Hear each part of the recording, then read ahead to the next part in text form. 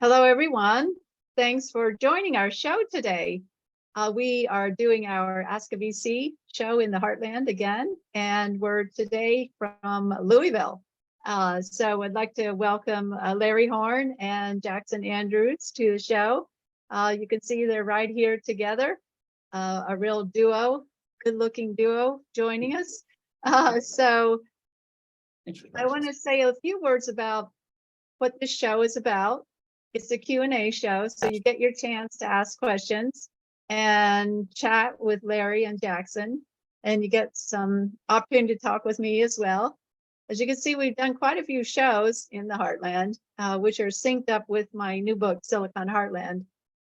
Indianapolis, Pittsburgh, Cleveland, Columbus, Tulsa, Morgantown, Cincinnati, today Louisville, and we're going to have Rise of the Rest with Midwest coming up soon, March 7th. So that's coming on board very soon. And just a little bit about myself. If you don't know me, I know many of you are joining the show for many times, but for those newcomers, I'm an author and a journalist. I write for CNBC, and this is my fourth book, Silicon Heartland. And you can see right here that there's 3 others. But the big one is Silicon Heartland, which is launching March 7th. And you can already pre-order it on Amazon or Barnes & Noble or whatever site you order on and get your book right away. Look, in researching the book, I drove all over the Heartland, and here's the map of where I went. And some of these places I've been to several times, and the map has gotten bigger and bigger since then. So it's broadening out.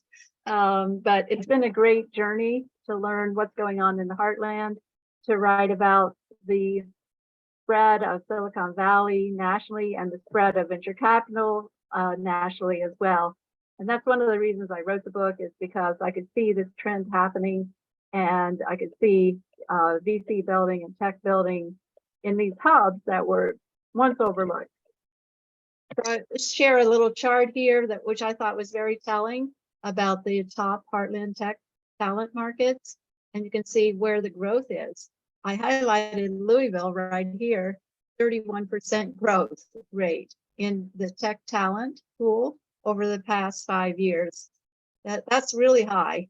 I think only Nashville beat you in terms of percentage increase, but there's many other markets here. These are really the Heartland markets that are all booming now today with various technologies.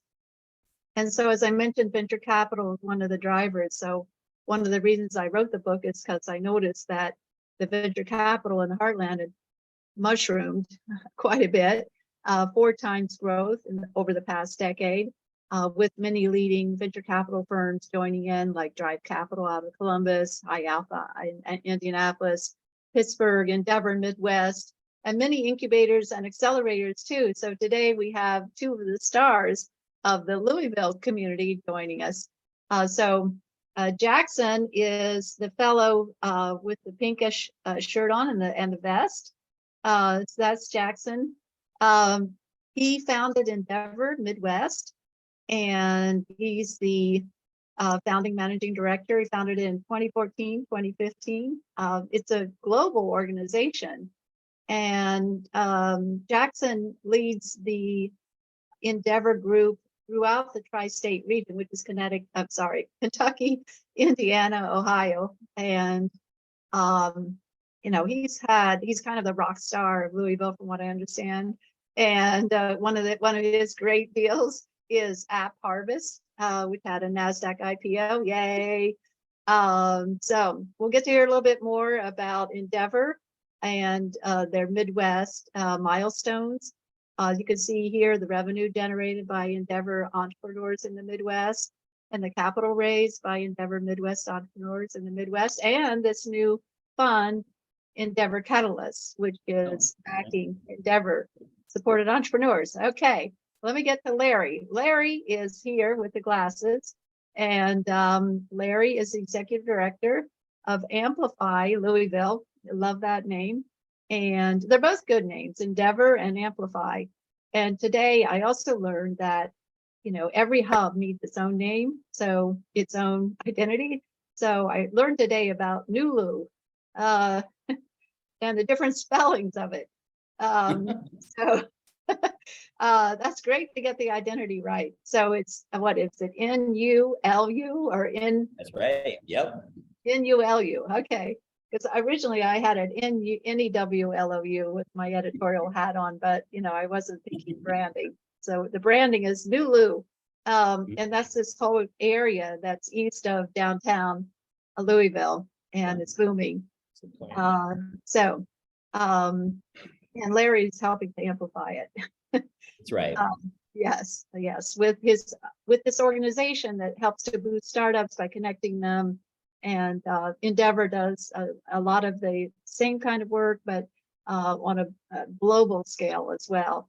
And so let's talk a little bit now with Larry and Jackson. And meanwhile, please get your questions ready for the Q&A part of the show, where you can, put your questions in the chat box or in the Q&A box.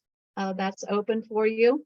And we hope to get some really lively questions, maybe even comparing Louisville with other hubs in the Heartland, or, let's hear from Larry and Jackson first. And Jackson, why don't we start with you? Why don't you tell us a little bit about Endeavor Midwest? First, Rebecca, before Jackson gets in, I want to challenge anyone listening to try to stump Jackson with a great question. Yeah, okay.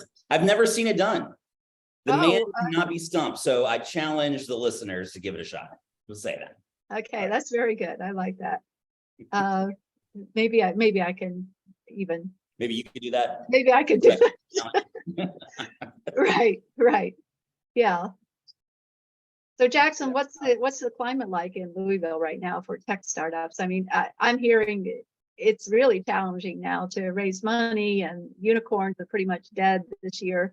And last year was a big downturn. How is Louisville rising above all this? Go make it happen. So we are breeding unicorns here. And those unicorns are not just going to create incredible tech jobs and opportunities. They're then going to go on and win the Kentucky Derby and hell, take over the nation and win the Triple Crown. So there's no shortage of great companies here. And it's a superpower that Larry, myself, in the greater community, including so many other people, Patrick Hinshaw from Rinder, Bryce Butler from Access Ventures, John Wilmoth at Poplar, Elevate Ventures that covers Southern Indiana. It's a Series A, right?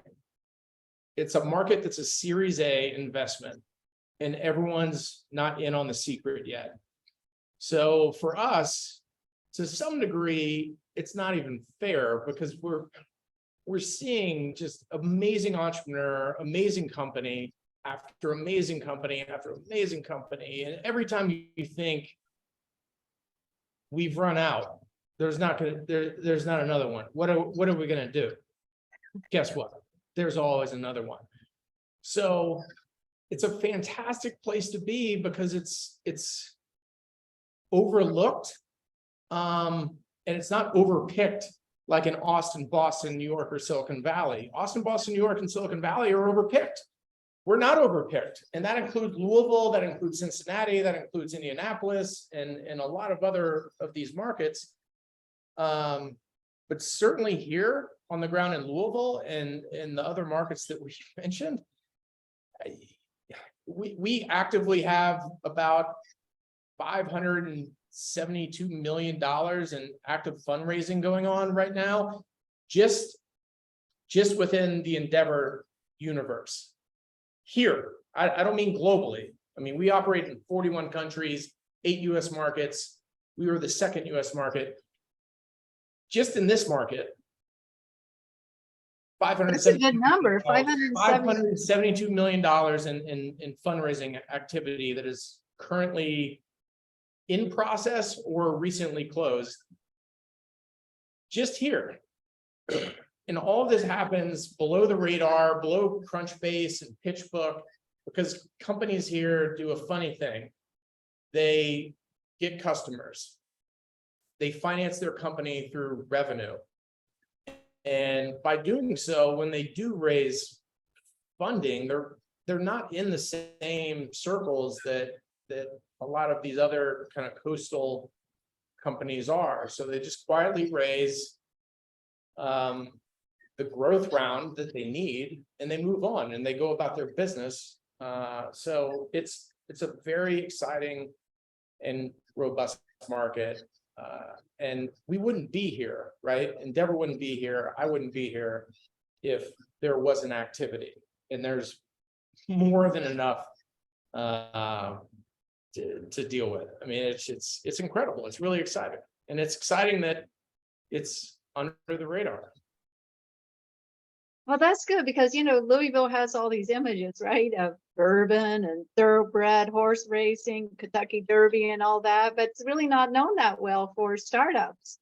So you two are trying to change that, I think. And from the sound of it, there's lots of new capital coming in too that could help to boost some of these emerging companies. So let's talk, We're gonna just distill that magic down into a new bourbon called Unicorn Bourbon. Unicorn Elixir. And we'll be selling it to the public because there's something in the water here. So that's Larry and I's side hustle. That's right. Okay, well, that's the Ohio River that flows through there, right? And right? That's right. Yep. All the great limestone water throughout the state. Yeah, okay. Well, I'm originally from Ohio, so I have to mention that. Ohio.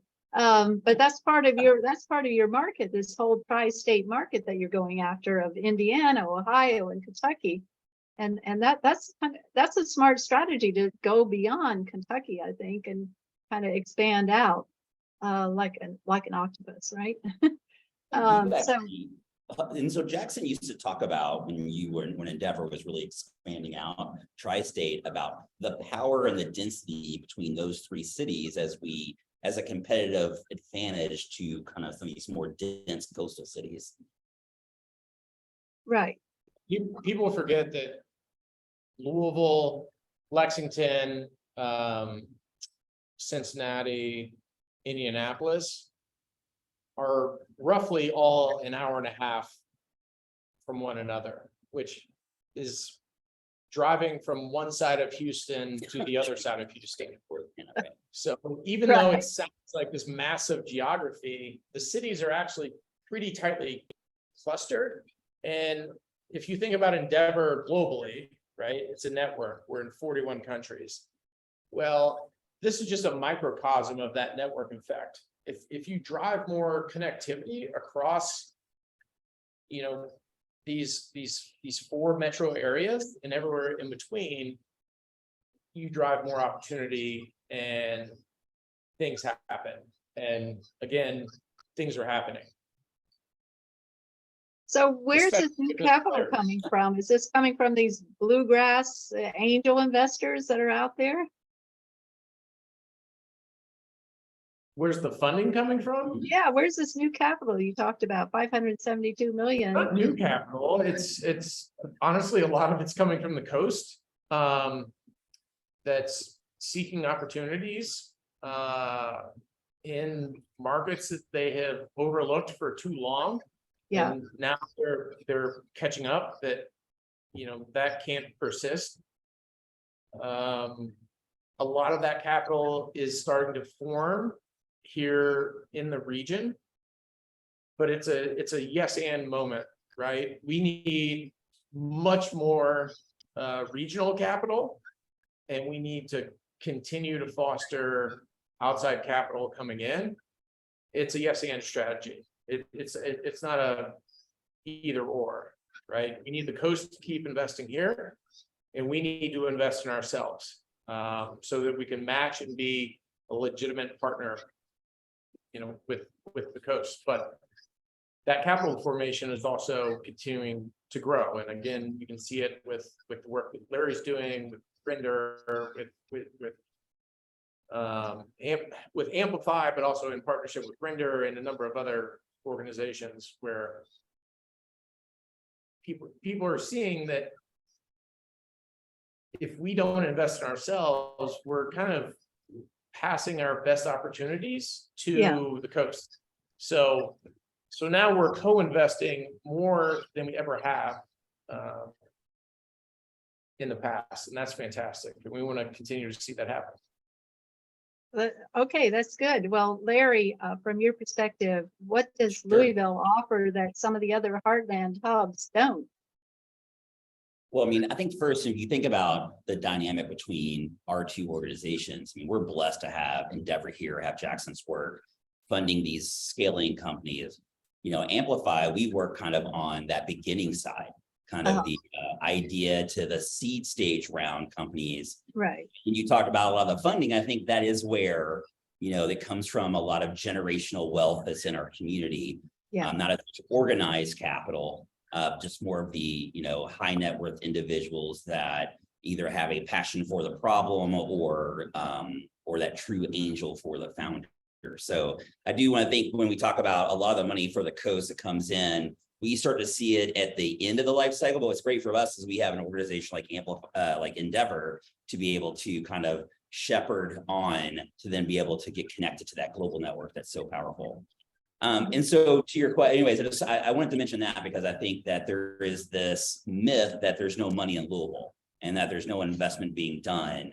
And I often say, you know, one of the things when I give talks here locally, I'll ask like, how much money you think's been invested in startups in our community in the last 12 months? And the numbers never even scratch the surface of what's actually being raised. I think we were talking earlier, like, okay, what number, you know, it's hard because you have Crunchbase and PitchBook, but a lot of it's qualitative. You know, and it's probably been, I think you were mentioning 300 million just from your Endeavor kind of companies recently. And then mine has been 150 million. And a lot of people think it's 10 million. And so just even debunking that myth in our own community before we can even hopefully talk to your audiences about there is money. I think to your point, I've heard this comment over and over, like, oh, these companies that have exited or been very successful and all the money that got them going was not from Louisville. I think people are realizing, hey, we need to get in the game and support these organizations. We're seeing a lot more local participation, at least on my half, than we have historically. You know, what do we have different than other hubs? I mean, I'm blessed to be a part of several groups that are hubs that you've also been to and visited. You know, we always talk about when we have founders that move to the community or visit the community, you know, and this may be cliche from others, but people love Louisville. I mean, it's not hard to run into someone that says, I moved here for XYZ reason, and I plan to leave in 2 years, and that was 20 years ago. Right. So a lot of the things that I do with Amplify, because entrepreneurial support and investment, and we can do that, but so can other communities. We have amazing park systems, and we have, you know, where we have that small, big town feel. We do have bourbon and baseball bats and a river, right? But we have all these things that I just introduce founders to have them fall in love, or their spouses to fall in love with the ecosystem. You know, partnering a lot with the folks out of Tulsa. I mean, we also have some similar issues that other hubs have, which is a lot of this generational wealth from manufacturing companies that had exited generations ago. And how do we unplug that capital into an asset class they're uncomfortable with? And so when I think about our comparison to some of the Heartland cities that you're referring to, I think there's a lot more to gain from this kind of synergistic collaboration that we do. Yeah. And each of our own cities has its own flair or its own advantage based on what markets. Like if you think about Louisville, we talked about this before. I mean, if you're a healthcare startup, this is a pretty amazing place to be. Right. I know Nashville gets a lot of the hype and they do amazing things, but we have some unique assets, some unfair advantages here when it comes to the healthcare community that you won't see in other places. And because we're not as dense as a Nashville, we have more opportunity to get in front of those folks as well. Right. So the big companies that you have there, Humana, they must be driving a lot of that healthcare innovation.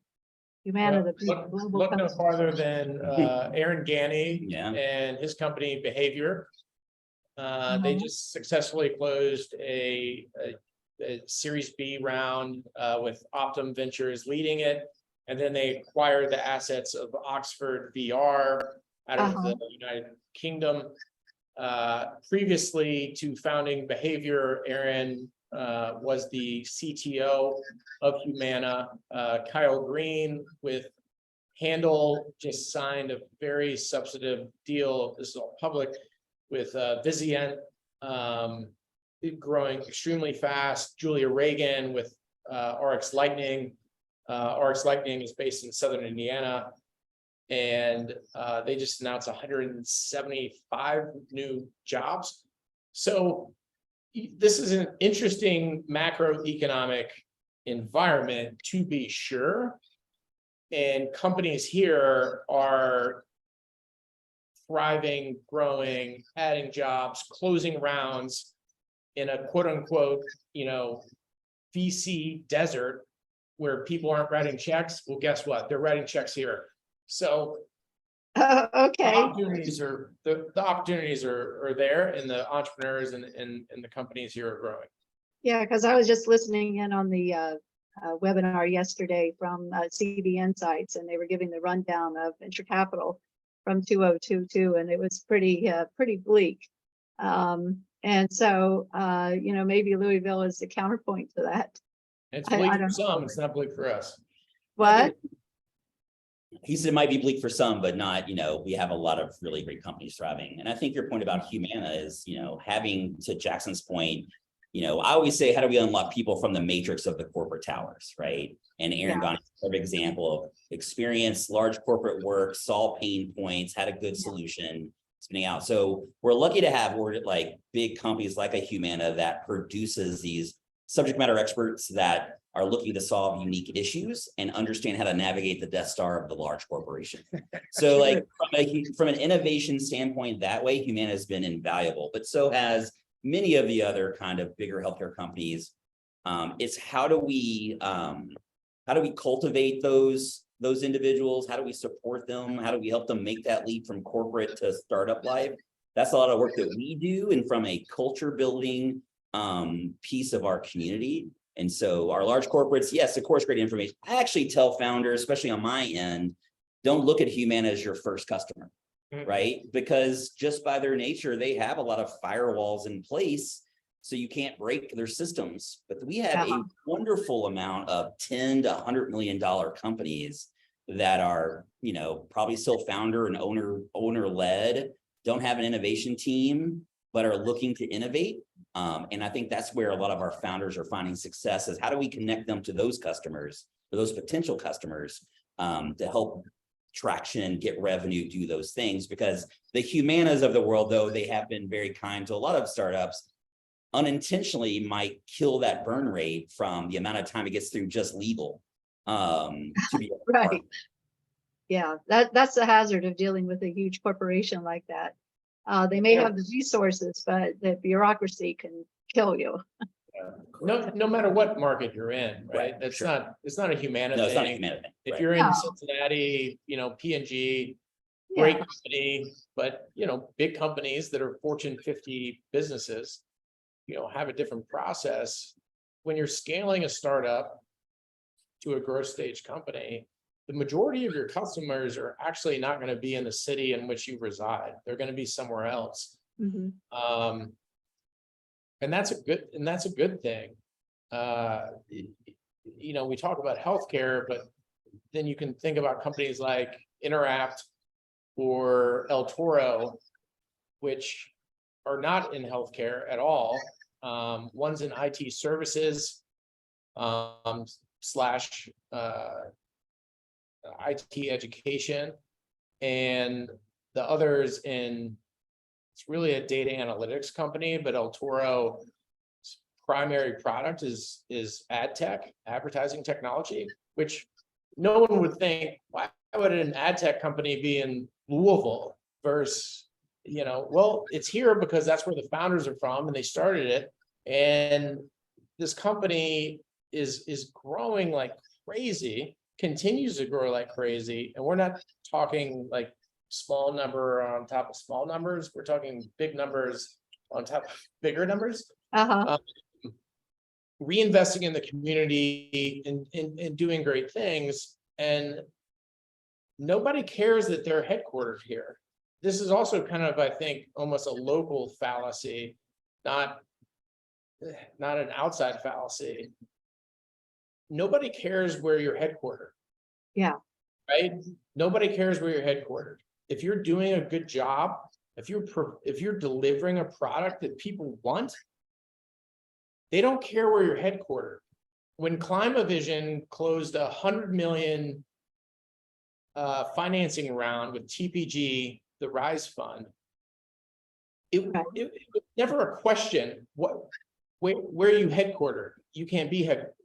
It wasn't even on the diligence list. The founder, Chris, just joked with me, during the process. He's like, everyone in Louisville thinks that they cared that we were headquartered in Louisville. Nobody at TPG cared.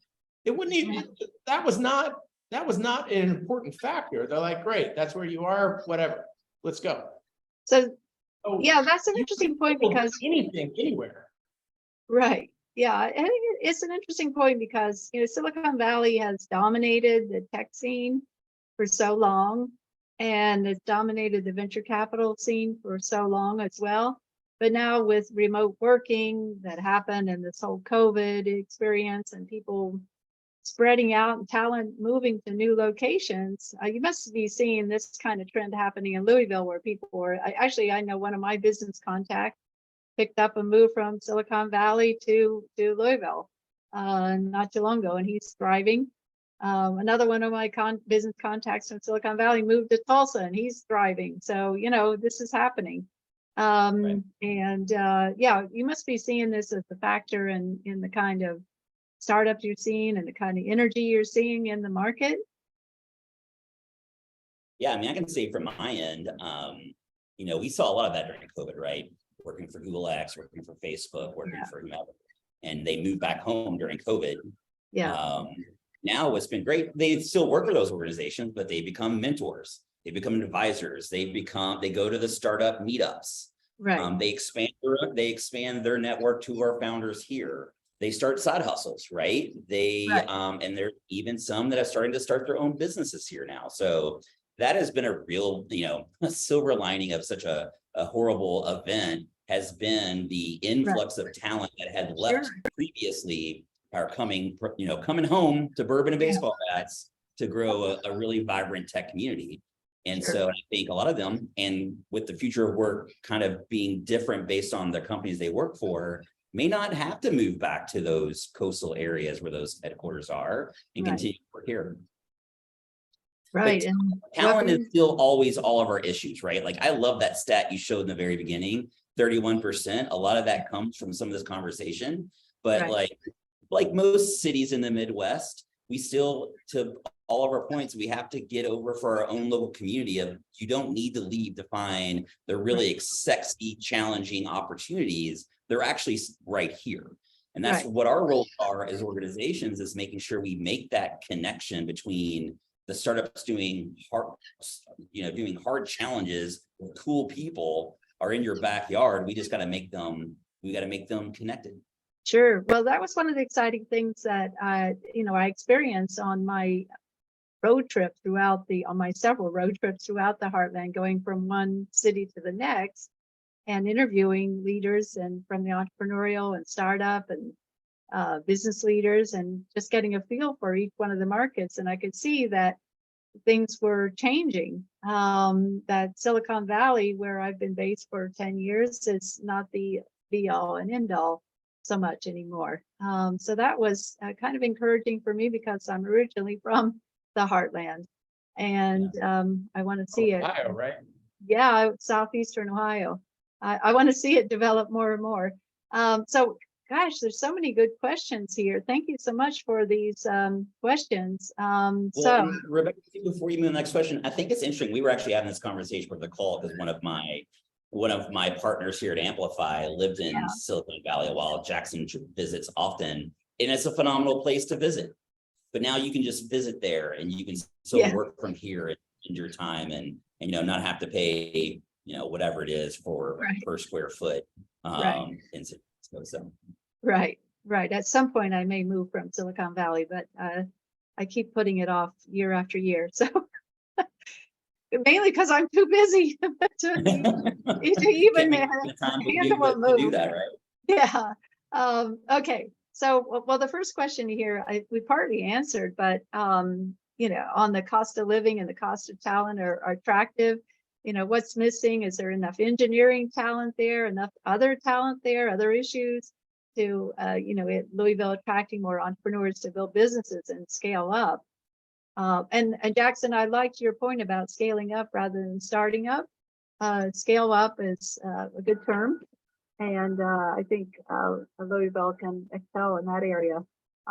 So look, what's missing? Just to answer this first question, what's missing? Any particular issues for the Louisville startup scene? What's missing? Want me to go first? Yeah, take it home. So on the scale up versus startup point, Endeavor loves startups. But if everyone is starting up and no one is scaling up, then the net result is churn. Right. That's the mathematics of it. So we love partnering with Larry and other organizations because we're not great at startups. We're pretty good. We always want to get better, right?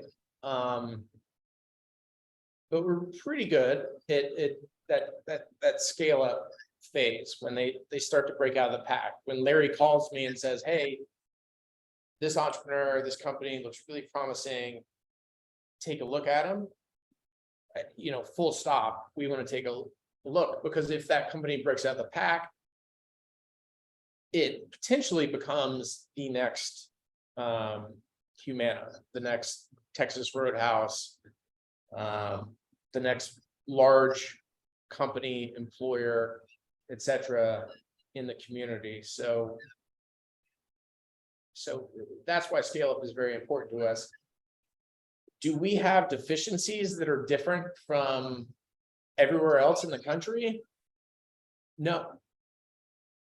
The talent shortage is national, right? Like our research arm, Endeavor Insight, did a study that was underwritten by the state of New York on New York City.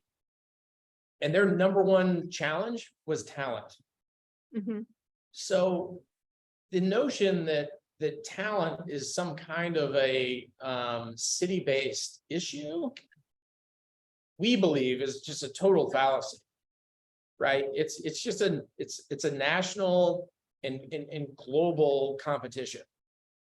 So whether you're here in Louisville, New York City, San Francisco, or Buenos Aires or Beirut, or anywhere in between, you are competing the exact same way, period.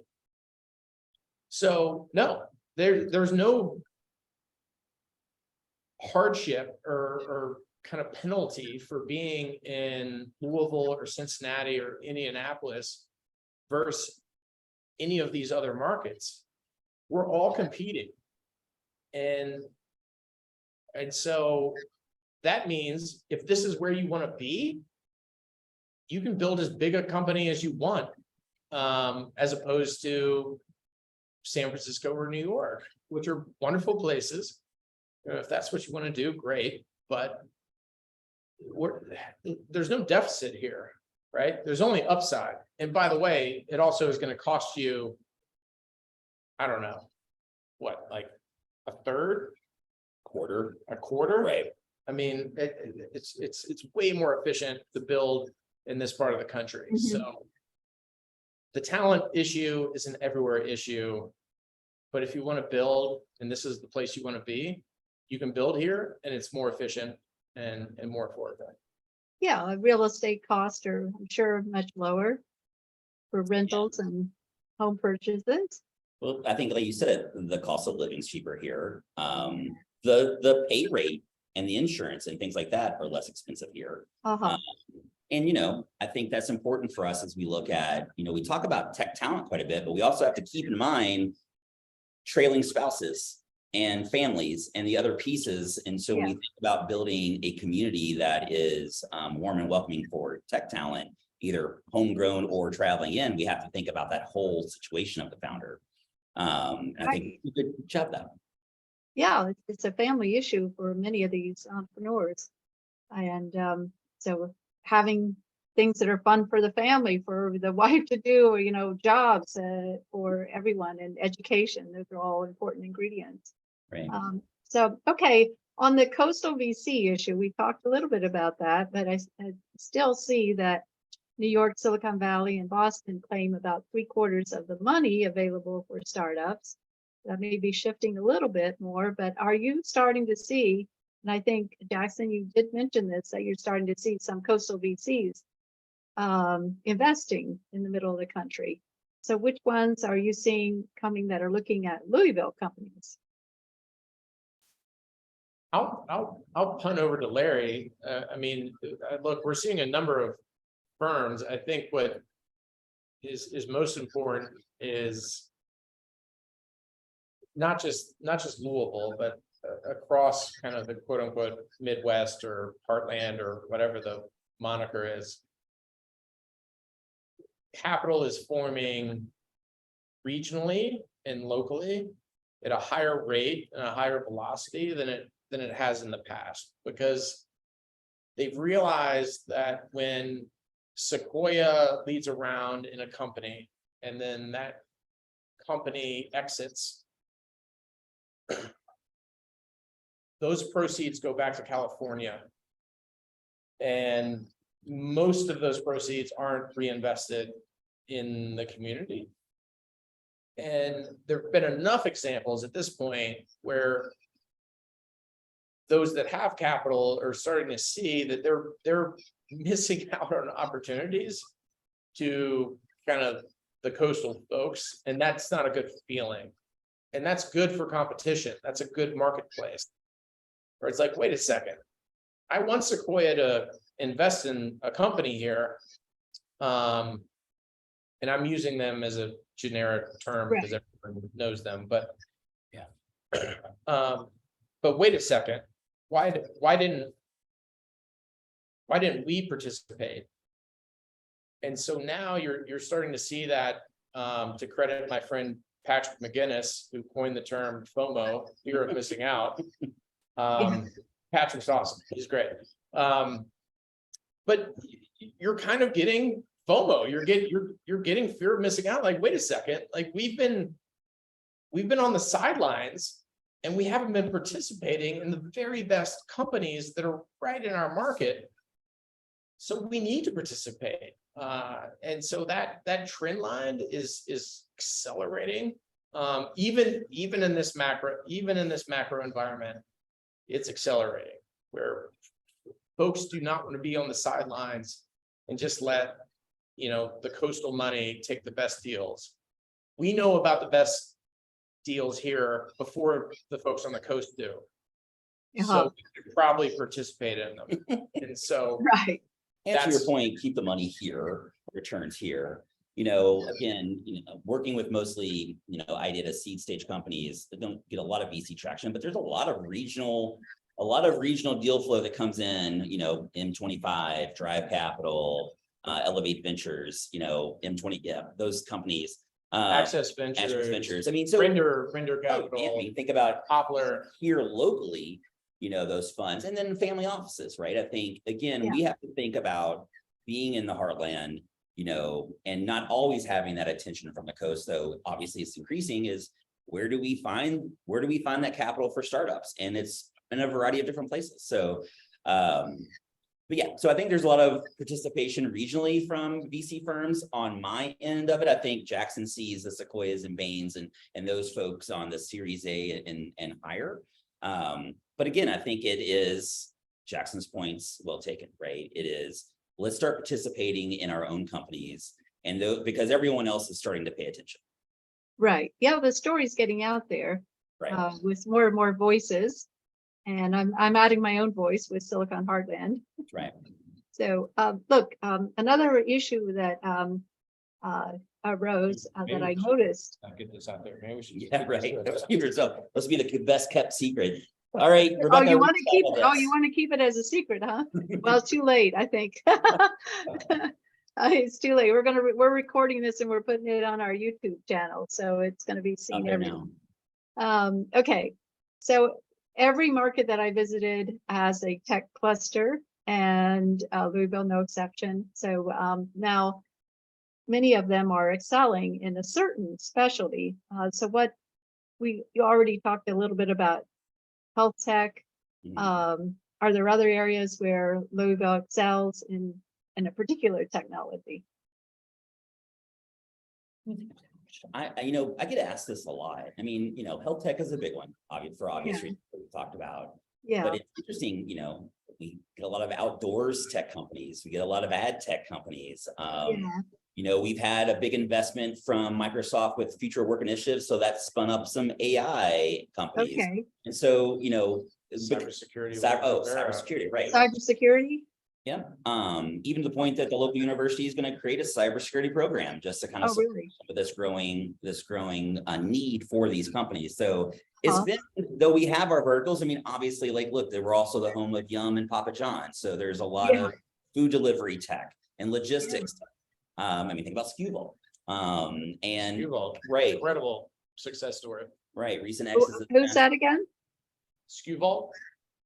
Okay, SKUVol's an Endeavor company that had an exit, and it wasn't an accident, they purposely did it, in 2022. But, that's an example of like leveraging the UPSs and the logistics hub of Louisville, which, our big thing we talk about is we're a 2-hour flight almost to 80% of the country, or at least Right. a day. And so to Rebecca, to answer your question, it's hard for me to think of one vertical because I get, I'm the top of the funnel. I see so many ideas all the time, and people trying to solve it. I Yeah. think I'd be interested from your point of view, if you think about it, as they start to really funnel down, is there any real vertical focus? We get the same question, and honestly, healthcare and food and beverage are the legacy industries of the region. You could put logistics in there because of UPS's World Hub.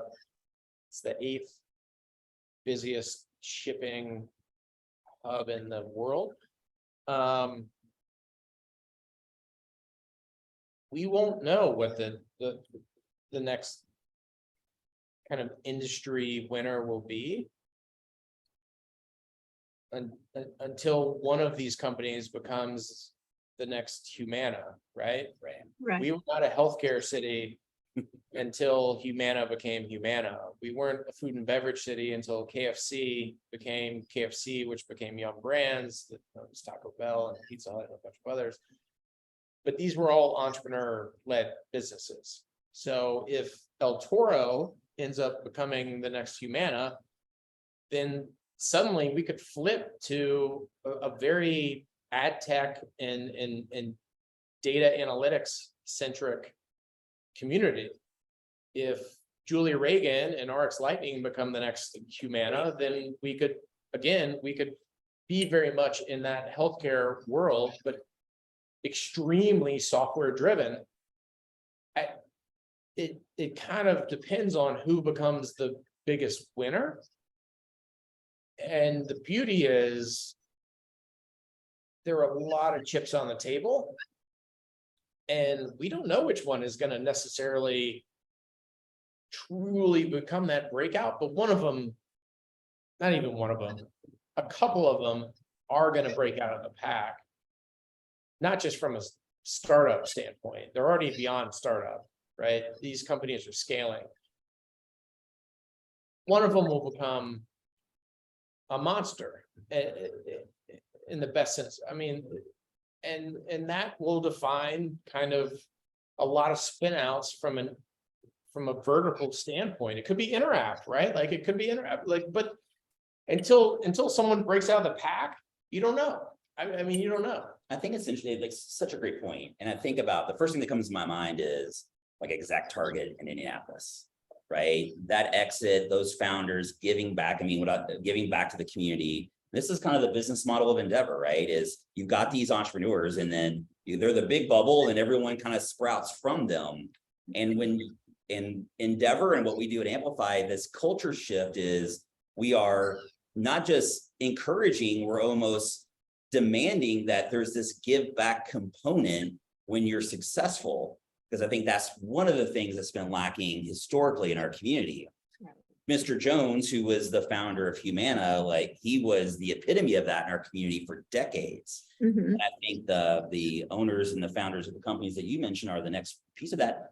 And I also think from a vertical standpoint, because of all the other things we can talk about with traveling remote workers, all these different pieces, I don't know if it matters anymore.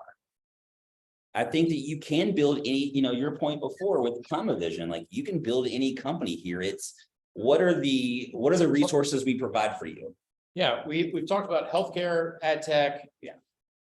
Weather tech. And Climate Vision is, weather tech, climate tech. So, I mean, it's. Yeah.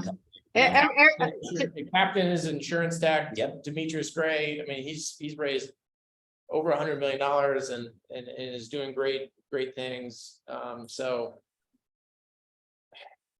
Jose, We're bullish, Rebecca. Yeah, we have to come back Jose and Max, get these entrepreneurs on too. Stuff that they're doing. I mean, yeah, we got to get your star entrepreneurs online too. So I actually met some of them already at the roundtable we did when I came through Louisville, but I want to come back. So hopefully that'll happen in 2023.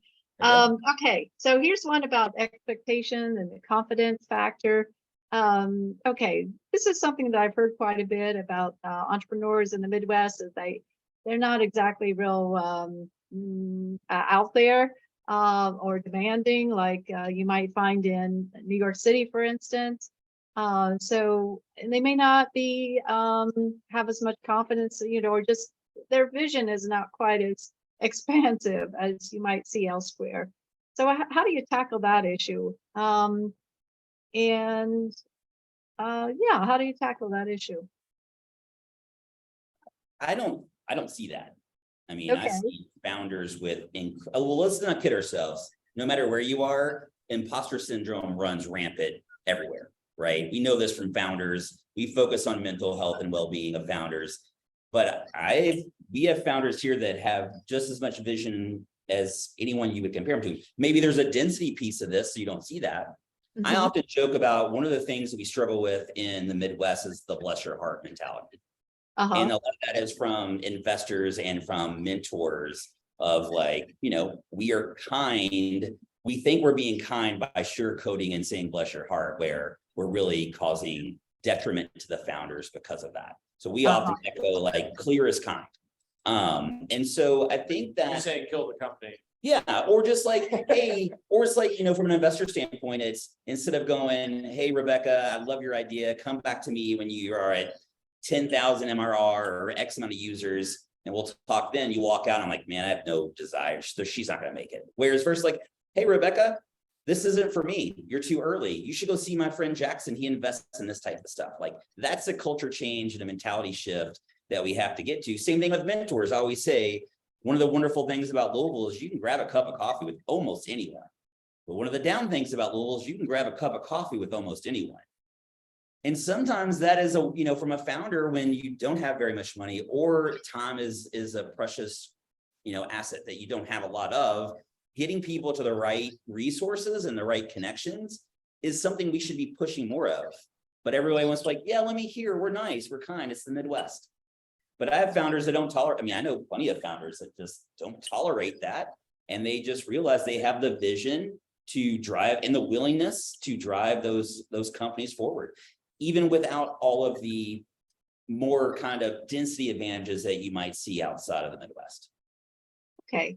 So since I'm from Ohio, I have to ask you about the Columbus area, Central Ohio area, and how it's booming and Intel moving in. How do you view Columbus as a competitive market for talent? How do you deal with that kind of issue? And Indianapolis, you brought that up as well, because Indianapolis had this huge company, successful Exact Target, which fed a lot of the new startups that are Yeah. happening in Indianapolis. So how does Louisville compete with that, or do you really don't see it in that way? This is your kind of tri-state jam here. Yeah, there's not really that's probably a false narrative that there's competition. Well, this We asked our entrepreneurs when we started working, across 3 states.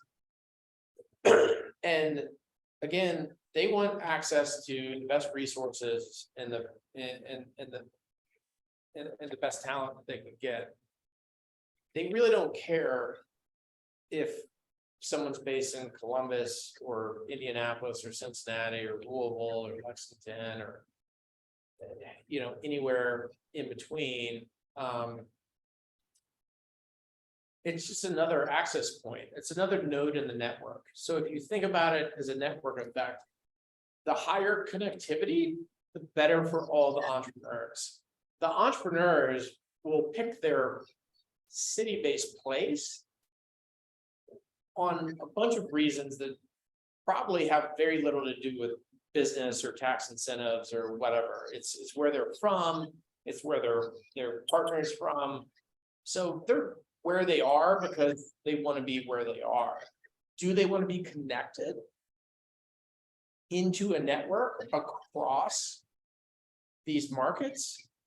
Of course, just for the same reason that they want to be connected across our 8 US Endeavor markets and our 41 countries across Endeavor globally.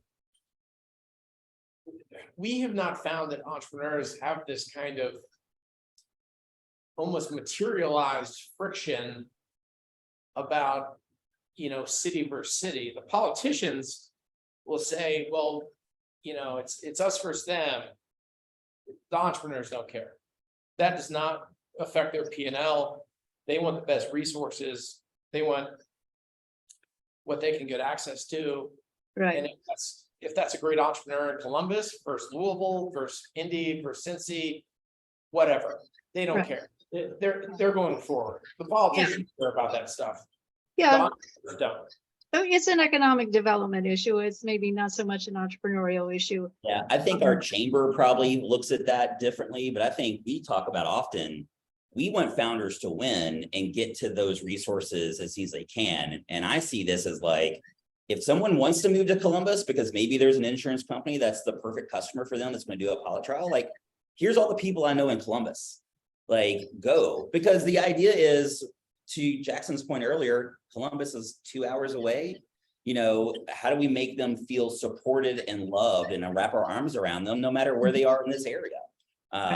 I think to Jackson's point, it's just not always necessary. If we're open with our connections versus, it's that abundance versus scarcity mindset, right? If a founder wants, Great way to put it. if founder needs something from the Columbus area, let's connect them to it. 9 times out of 10, they can just travel there in 2 hours. Their tech workers can work remotely in Columbus while they stay here where their family is. So I think in the entrepreneur space, we don't see it this way because we're not defined by geographic barriers, rivers, county lines, state lines. I always say money doesn't stop at the river. Talent doesn't stop at the river. Right. So anyways, that's my thought on the competitive. Okay, yeah, I like that. Talent and money doesn't stop at the river. Okay, so there was a question here about how, and this is a chance for both of you to toot your own horn about the resources that your organizations offer. So like, if you had to say the top three resources that you offer. So for somebody who's new in the city and they want to get involved in the innovation ecosystem, what are the top 3 resources you offer? I'll take, since I'm on the earlier side. So I don't know if this is a direct answer. Here's how I say, here's the 3 things I do on a daily basis for founders that come into our office. We are primarily an air traffic controller to all the amazing resources that exist in our city. So my job is to make sure that no matter what you do, I get you to the right people at the right time based on what stage of company you're in and what you're looking. If is it talent? Is it capital? Is it customers? You know, and then from an Amplify standpoint, we have entrepreneurs in residence. We focus very heavily on one-to-one, high-touch coaching, accountability.